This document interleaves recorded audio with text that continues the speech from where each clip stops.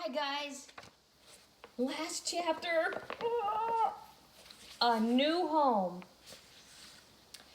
Later that day, the news began to spread that the headmistress had recovered from her fainting fit and had then marched out of the school building tight-lipped and white in the face.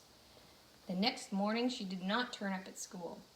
At lunchtime, Mr. Trilby, the deputy head, telephoned her house to inquire if she was feeling unwell.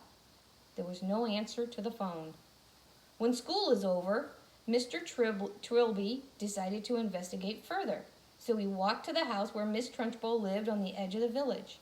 The lovely small red brick Georgian building known as the Red House, tucked away in the woods behind the hills. He rang the bell.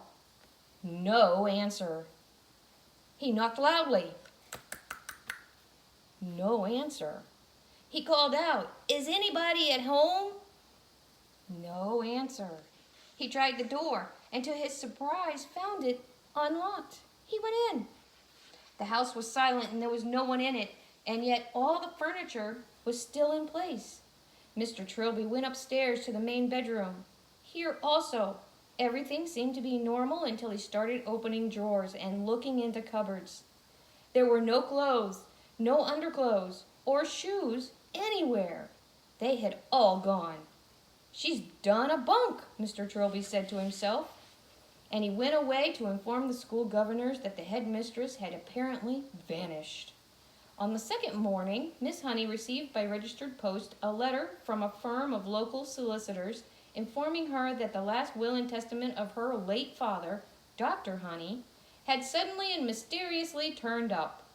This document revealed that ever since her father's death, Miss Honey had in fact been the rightful owner of a property on the edge of the village known as the Red House, which until recently had been occupied by a Miss Agatha Trunchbull.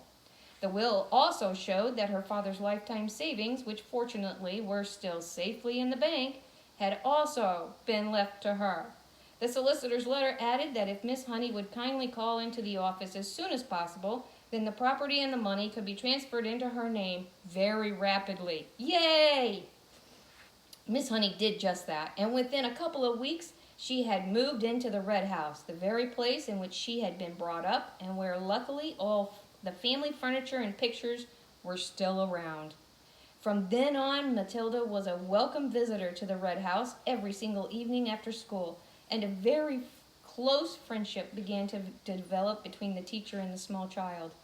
Back at school, great changes were also taking place. As soon as it became clear Miss Trunchbull had completely disappeared from the scene, the excellent Mr. Trilby was appointed head teacher in her place. And very soon after that, Matilda was moved up into the top form, where Miss Plimsoll quickly discovered that this amazing child was every bit as bright as Miss Honey had said. One evening, a few weeks later, Matilda was having tea with Miss Honey in the kitchen of the Red House after school, as they always did. When Matilda said suddenly, "Something strange happened to me, Miss Honey." "Tell me about it," Miss Honey said. "This morning," Matilda said, "just for fun, I tried to push something over with my eyes and I couldn't do it. Nothing moved. I didn't feel the hotness building up behind my eyeballs. The power had gone. I think I've lost it completely." Miss Honey carefully buttered a slice of brown bread and put a little strawberry jam on it. "I've been expecting something like that to happen," she said. "You have? Why?" Matilda asked. "Well," Miss Honey said, "it's only a guess, but here's what I think. While you were in my class, you had nothing to do, nothing to make you struggle. Your fairly enormous brain was going crazy with frustration. It was bubbling and boiling away like mad inside your head. There was tremendous energy bottled up in there with nowhere to go. And somehow or other, you were able to shoot that energy out through your eyes and make objects move. But now things are different. You are in the top form, competing against children more than twice your age, and all that mental energy is being used up in class. Your brain is for the first time having to struggle and strive to keep really busy, which is great. That's only a theory, mind you, and it may be a silly one, but I don't think it's far off the mark." "I'm glad it's happened," Matilda said. "I wouldn't want to go through life as a miracle worker." "You've done enough," Miss Honey said. "I can still hardly believe you made all this happen for me." Matilda, who was perched on a tall stool at the kitchen table, ate her bread and jam slowly. She did so love these afternoons with Miss Honey. She felt completely comfortable in her presence, and the two of them talked to each other more or less as equals. "Did you know," Matilda said suddenly, "that the heart of a mouse beats at the rate of 650 times a minute?"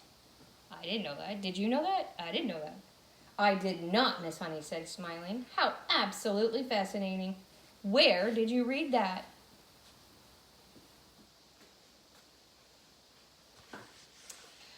"In a book from the library," Matilda said. "And that means it goes so fast you can't even hear the separate beats. It must sound just like a buzz."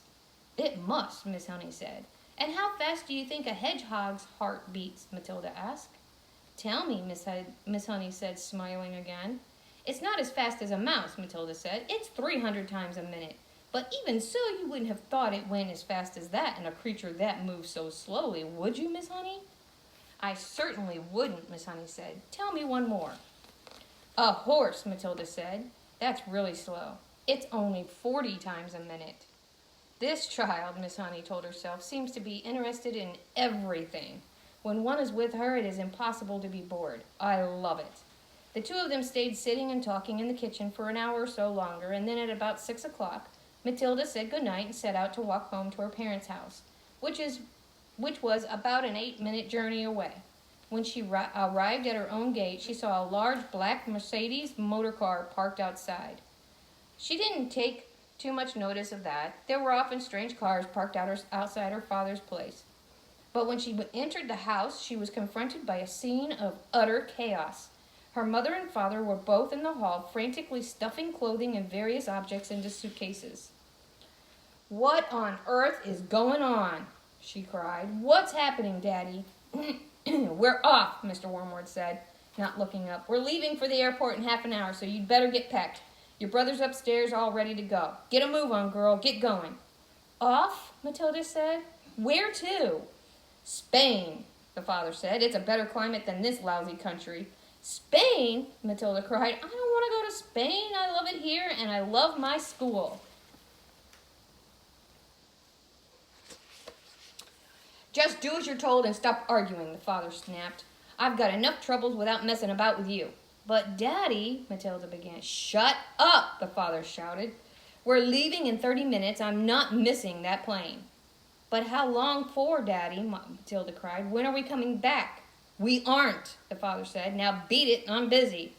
Matilda turned away from him and walked out through the open front door. As soon as she was on the road, she began to run. She had straighted back towards Miss Honey's house, and she reached it in less than 4 minutes. She flew up the drive, and suddenly she saw Miss Honey in the front garden, standing in the middle of a bed of roses, doing something with a pair of clippers. Miss Honey had heard the sound of Matilda's feet racing over the gravel, and now she straightened up and turned and stepped out of the rose bed as the child came running up. My, she said, "what in the world is the matter?" Matilda stood before her, panting, out of breath, her small face flushed crimson all over. "They're leaving," she cried. "They're all gone mad. They're filling their suitcases, and they're leaving for Spain in about 30 minutes. "Who is?" Miss Honey asked quietly. "Mummy, Daddy, and my brother Mike, and they say I've got to go with them." "You mean for a holiday?" Miss Honey asked. "Forever," Matilda cried. "Daddy said we were never coming back." There was a brief silence. Then Miss Honey said, "Actually, I'm not very surprised." "You mean you knew they were going?" Matilda cried. "Why didn't you tell me?" "No, darling," Miss Honey said. "I did not know they were going, but the news still didn't surprise me." "Why?" Matilda cried. "Please tell me why." She was still out of breath from running and from the shock of it all.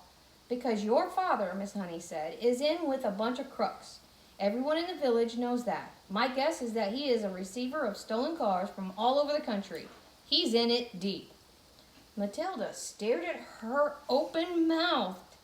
Miss Honey went on. "People brought stolen cars to your father's workshop where he changed the number plates and resprayed the bodies a different color and all of the rest of it. And now somebody's probably tipped him off that the police are on to him, and he's doing what they all do, running off to Spain where they can't get him.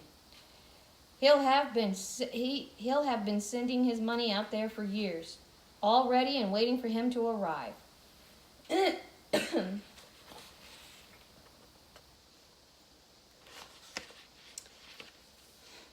were standing on the lawn in front of the lovely red brick house with its weathered old red tiles and its tall chimneys.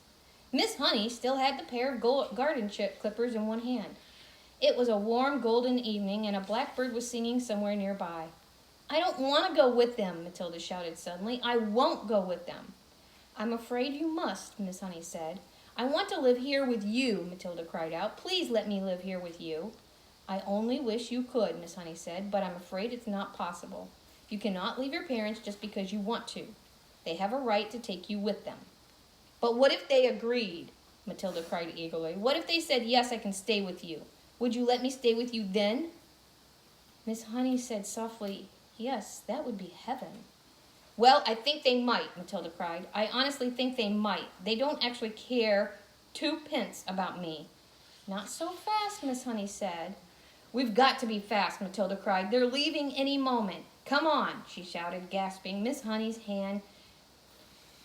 "Please come with me and ask them, but we'll have to hurry. We'll have to run." The next moment, the two of them were running down the drive together and then out onto the road, and Matilda was ahead, pulling Miss Honey after her by her wrist. And it was all a wild and wonderful dash as they made along the country lane through the village to the house where Matilda's parents lived. The big black Mercedes was still outside. Now its boot and all its doors were open, and Mr. and Mrs. Wormwood and the brother were scurrying around it like ants, piling in the suitcases as Matilda and Miss Honey came dashing up. "Daddy, Mummy," Matilda burst out, gasping for breath. "I don't want to go with you. I want to stay here and live with Miss Honey, and she says that I can, but only if you give me permission. Please say yes. Go on, Daddy. Say yes. Say yes, Mummy." The father turned and looked at Miss Honey. There they are running. Running. And then there's the picture of them talking to the parents at the car. "You're that teacher woman who once came here to see me, aren't you?" he said. Then he went back to stowing the suitcases into the car. His wife said to him, "This one'll have to go on the back seat. There's no more room in the boot." "I would love to have Miss Matilda," Miss Honey said. "I would look after her with loving care, Mr. Wormwood, and I would pay for everything. She wouldn't cost you a penny. But it was not my idea, it was Matilda's, and I would not agree to take her without your full and willing consent." "Come on, Harry," the mother said, pushing a suitcase into the back seat. "Why don't we let her go if that's what she wants? It'll be one less to look after." "I'm in a hurry," the father said. "I've got a plane to catch, and if she wants to stay, let her stay. It's fine with me." Matilda leapt into Miss Honey's arms and hugged her, and Miss Honey hugged her back. And then the mother and father and brother were inside the car, and the car was pulling away with tires screaming. The brother gave away through the rear window, but the other two didn't even look back. Miss Honey was still hugging the tiny girl in her arms, and neither of them said a word as they stood there watching the big black car tearing around the corner at the end of the road and disappearing forever into the distance. That is the end of Matilda.